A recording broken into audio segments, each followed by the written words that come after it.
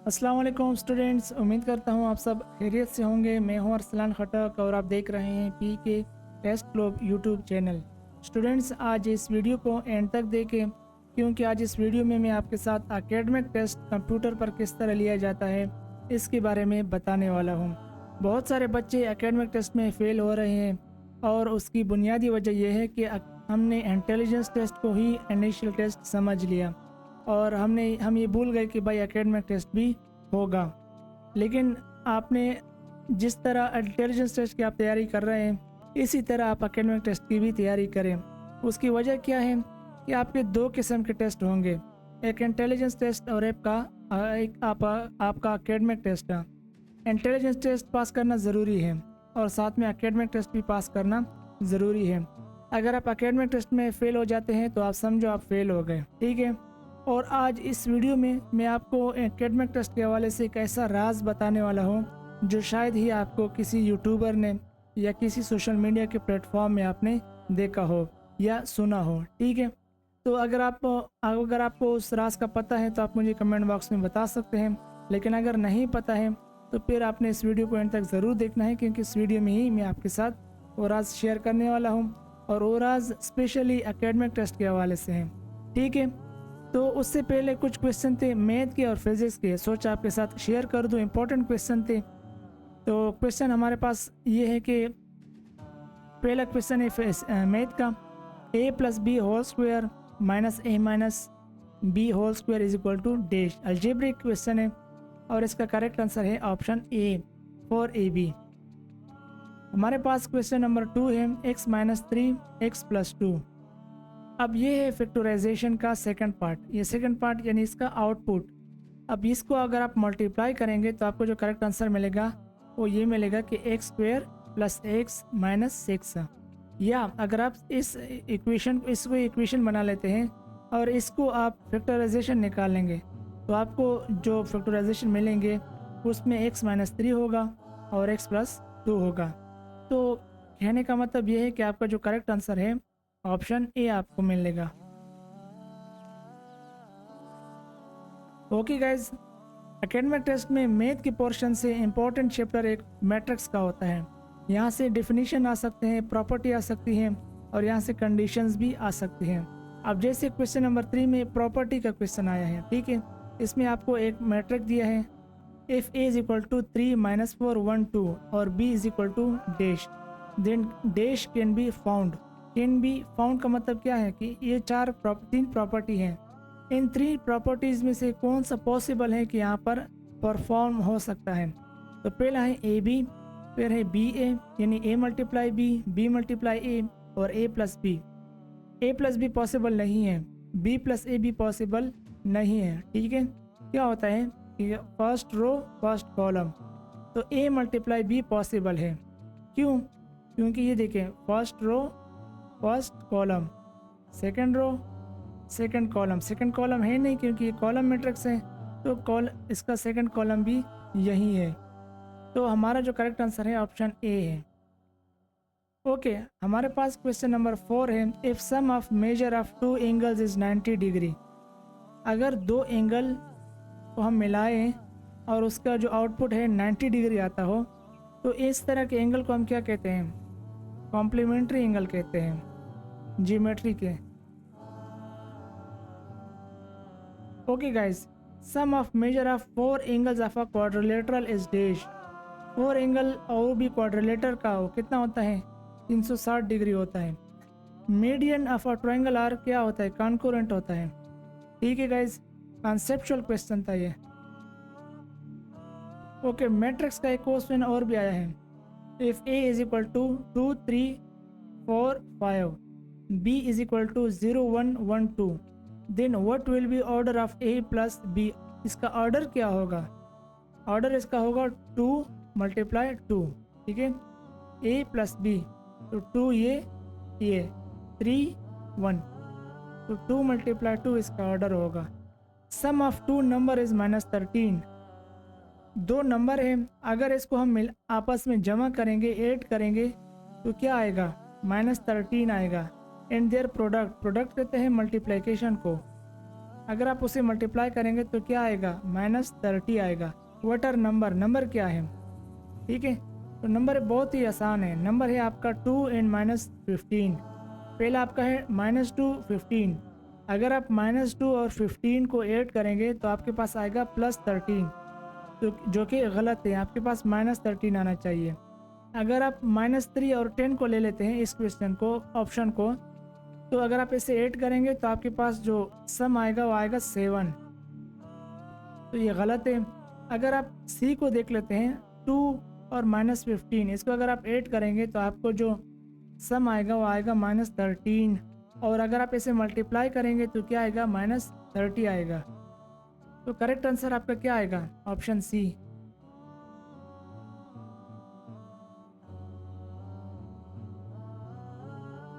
Factorisation का question है, simple question है। x इंटू एक्स प्लस 1 का फैक्टराइजेशन क्या है, x की फैक्टराइजेशन भी यही है, ठीक है, x into X plus 1। If a b and c are 3 matrix, ठीक है, मैट्रिक्स का क्वेश्चन है, such that a b is equal to c, ये कंडीशन है कि अगर a b is equal to c के बराबर है तो नीचे 4 प्रॉपर्टी दी है, इसमें से कौन सी प्रॉपर्टी पॉसिबल है। पहली प्रॉपर्टी है b is equal to C upon A, गलत है। सी ए इनवर्स, ये भी गलत है।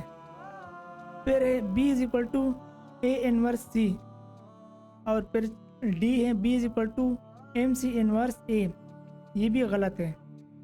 करेक्ट आंसर है ऑप्शन आपका सी। इसका मतलब क्या है, इसका मतलब यह है कि अगर आप a का इनवर्स लेते हैं और उसको मल्टीप्लाई करते हैं c के साथ, ठीक है, तो आपको जो आंसर मिलेगा वो मिलेगा आपका ऑप्शन बी। बी यानी मिलाद, बी से मुराद आपका जो मैट्रिक्स बी होगा ये, ठीक है। ओके गाइस, क्वेश्चन है इफ पी मैट्रिक है A B C D then P will be a singular matrix. ये डिफिनीशन है लेकिन इनडायरेक्टली लैंग्वेज में। तो इसका फार्मूला बहुत सिंपल है, A D minus B C is equal to 0, ये इसका फार्मूला है, आपने याद रखना है। अगर 0 के बराबर है तो सिंगुलर मैट्रिक होगा, अगर 0 के बराबर नहीं है भाई ये सिंगुलर मैट्रिक नहीं है, कोई और मैट्रिक्स है, ठीक है। Distance of any point of circle to centre is called. Circle एक जैसे ये लाइन है ना, अब इसका ये सेंटर है, कहीं से भी, यानी मिसाल ले लो यहाँ से यहाँ तक, ठीक है। अब ये जो बीच में लाइन है इसको हम क्या कहते हैं, रेडियस कहते हैं, ठीक है, और रेडियस को हम आर से डिनोट करते हैं। ओके, अब क्या है, अब पूछा है अ cord which passed through the centre of the circle is called. एक ऐसी लाइन जो सेंटर से गुजरे, ठीक है। अब जैसे मैं आपको यहाँ पर ड्रा करके दे देता हूँ, ये एक सर्कल है, ठीक है। अब ये इसका सेंटर है। अब एक ऐसी लाइन जो यहाँ से सेंटर से गुजरे, अब इस लाइन को हम क्या कहते हैं, इस लाइन को हम कहते हैं डायामीटर, ठीक है। तो ऑप्शन डी बी आपका करेक्ट आंसर है। हमारे पास क्वेश्चन नंबर 14 है, sum of measure of 3 angle of a square is 270 degree. अब यहाँ पर आपने कुछ नोट किया, पहली चीज़ आपने क्या नोट की, 3 एंगल, दूसरी चीज़ स्क्वायर है, ठीक है। किसी भी स्क्वायर के अगर 3 एंगल का मजमुआ 270 डिग्री है तो चौथे एंगल क्या होगा, बाय टोटल कितने होते हैं, टोटल होते हैं 360। अब 360 में से आप 270 निकाल दे, कितना बचा, पीछे आपके पास बचा 90, तो यही तो आपका आंसर है, ऑप्शन सी आपका आंसर है। ओके गाइज, अब नेक्स्ट क्वेश्चन है, पिछले क्वेश्चन में स्क्वायर का पूछा था, इस क्वेश्चन में ट्रायंगल का पूछा है, ठीक है। सम ऑफ 2 एंगल, अगर 2 एंगल 120 डिग्री के हैं तो तीसरा एंगल कितने डिग्री का होगा। अब एक बात याद रखें, ये क्वेश्चन डिफरेंट अंदाज में आपसे पूछा जा सकता है। ट्रायंगल के जितने भी एंगल आप ऐड करें तो ये 180 डिग्री से ज़्यादा नहीं होता है, ठीक है। तो अगर 2 एंगल 120 डिग्री के बराबर है, तीसरा एंगल क्या बचा, तीसरा एंगल 60 डिग्री बचा, ठीक है। ये आपका आंसर है। अ मैट्रिक्स, क्वेश्चन नंबर 16 है, a matrix with single column is called. सिर्फ एक कॉलम ही है और कुछ नहीं है, रो वगैरह नहीं है, ठीक है, यानी दूसरा कॉलम नहीं है, तो इसे हम कहते हैं column matrix.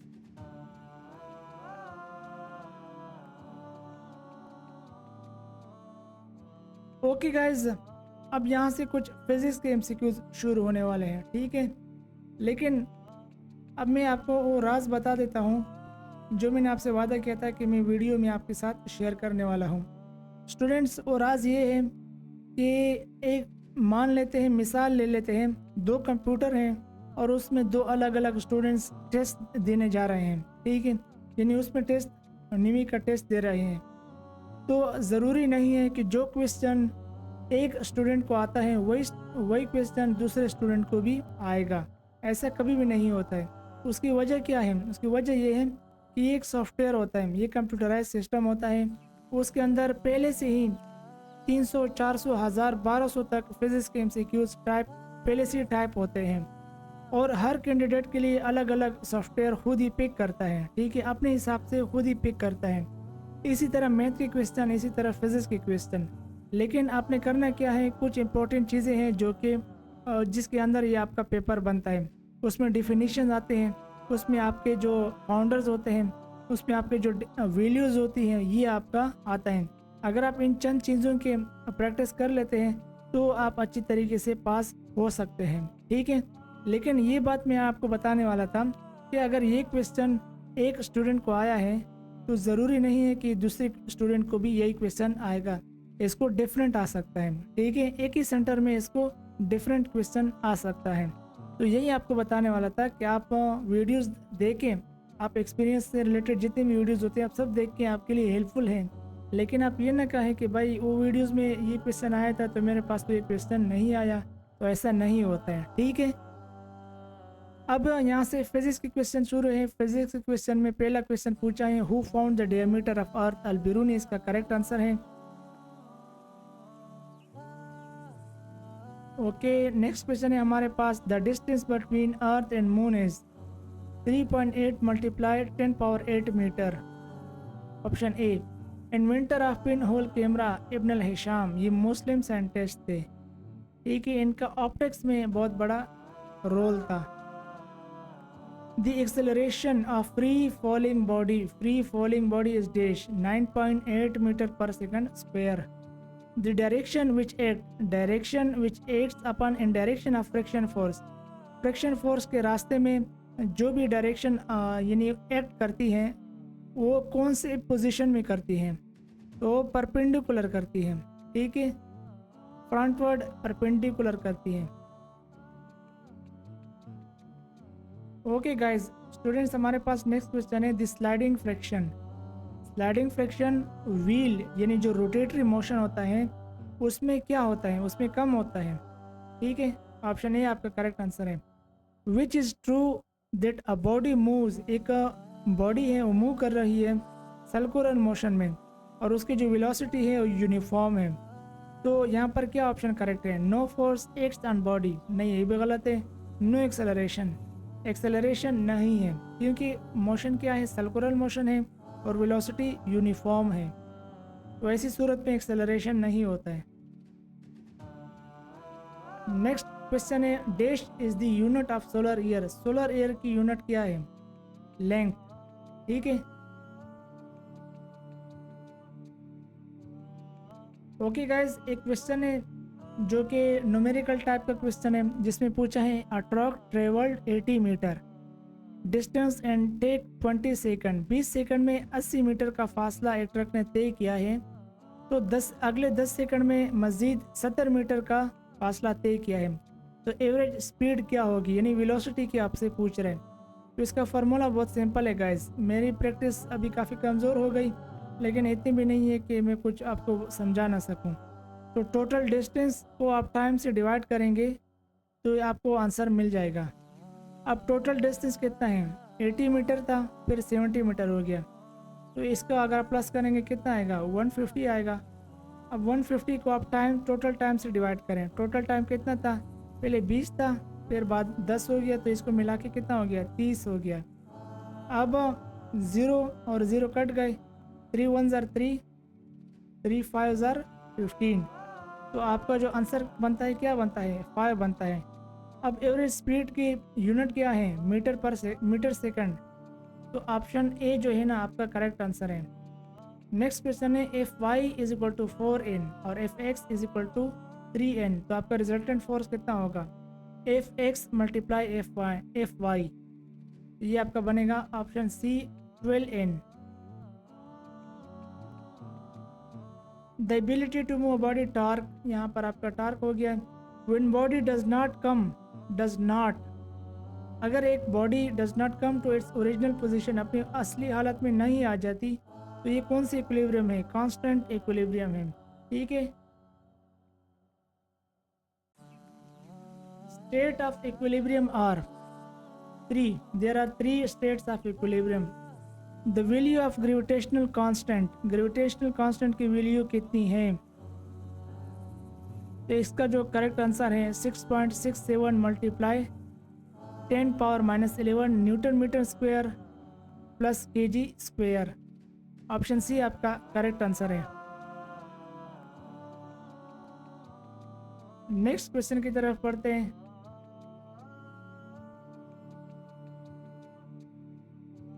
The radius of सन का रेडियस कितना है भाई। सन का रेडियस है 6.9 मल्टीप्लाई 10⁸ मीटर। ठीक है,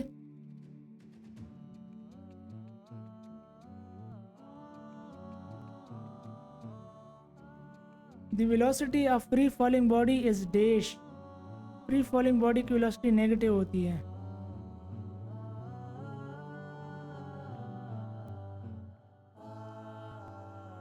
द रेडियस ऑफ अर्थ की रेडियस क्या है -64 और 10⁻+6 metre. Galileo is the scientist of, Galileo साहब कहाँ के थे, गैलीलियो साहब इटली के थे।